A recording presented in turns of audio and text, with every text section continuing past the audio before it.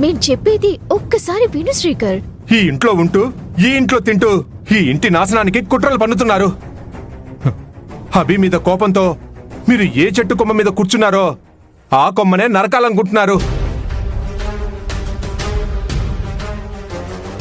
ఈ ఇల్లు ఈ కుటుంబం బాగుండాలని, అత్తయ్య మావయ్య సంతోషంగా ఉండాలని అభి ఎంతో కష్టపడి ఆ విగ్రహాల కోసం ప్రయత్నిస్తుంటే మీరు మాత్రం మీ ఈగో కోసం ఈ ఇంటికే కీడు జరగాలని కోరుకుంటున్నారా?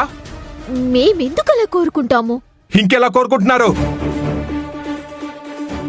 మీలాంటి వాళ్ళని ఈ ఇంటి గుమ్మల్లో కూడా అడుగు పెట్టనివ్వకూడదు. కానీ ఇక్కడంతా రివర్స్ లో జరుగుతుంది.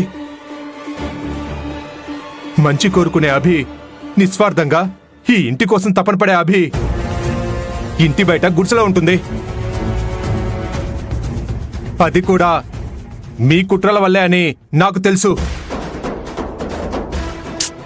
మేమేం చేశాం శ్రీకర్, అలా మాట్లాడుతున్నావు? ఇంకా బుకాయించకు లలిత. ఒక్కసారి మీ అంతరాత్మను అడిగి చూడండి, అది కూడా చీ కొడుతుంది. చీ.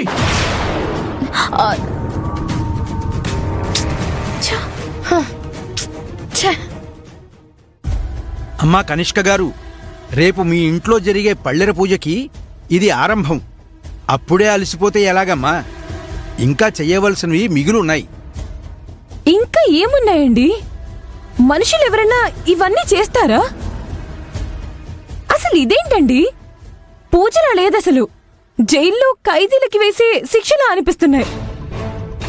భక్తి శ్రద్ధలు లేని వాళ్ళకి దేవుడి పూజలెందుకు పూజారి గారు? చేసేవాళ్ళం చాలా మందే ఉన్నాం. అవేంటో మాకు చెప్పండి, మేం చేస్తాం. ఇది నా ఇంట్లో జరిగే పూజ, నేను చెయ్యాల్సిన పూజ. మధ్యలో దూరిపోకుండా నీ పని నువ్వు చూసుకో. ఏంటో ఈ వింతలన్నీ. చేయడం రాని వాళ్ళందరూ చేస్తానని ఉవ్విళ్ళూరుతున్నారు. చేయడం చేతకాక మధ్యలోనే విడిచిపెట్టేస్తారు. పూజారి గారు, మీరు చెప్పండి, నేనిప్పుడు ఏం చేయాలి? ఆచారం ప్రకారం పూజకు ముందు దీపం పెట్టాలమ్మా, కానీ మీరు పెట్టలేదు. హారతి ఇవ్వాలి, కానీ మీరు ఇవ్వలేదు.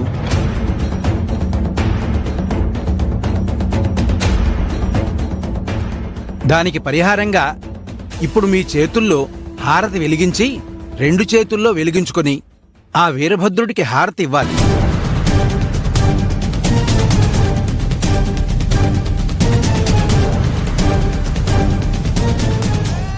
ఒకవేళ అలా చేయకపోతే? మీరు వీరభద్రుడి పళ్ళెర పూజ చేయడానికి అర్హత పొందలేరు.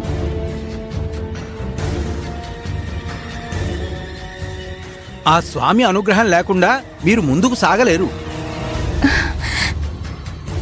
మీరిలా చేస్తేనే రేపు జరిగే జాతర కోసం ఆ వీరభద్రుని వీరఖడ్గం మీకు పొందే అనుమతి లభిస్తుంది. ఆ ఖడ్గాన్ని పూజలో ఉంచితేనే పూజ జరుగుతుంది.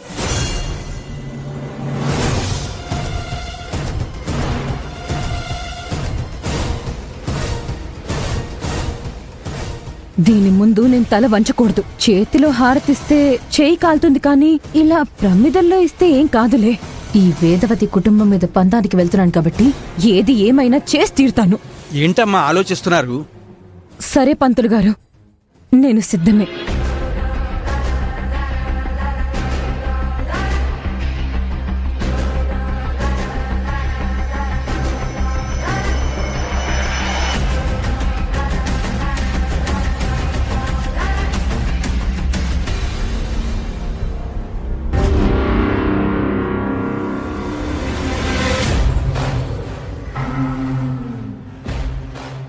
ఓం సర్వమంగళమాంగళ్యే శివే సర్వార్థసాధికే హర హర మహాదేవ శంభో శంకర. హర హర మహాదేవ శంభో శంకర. శంభో శంకర.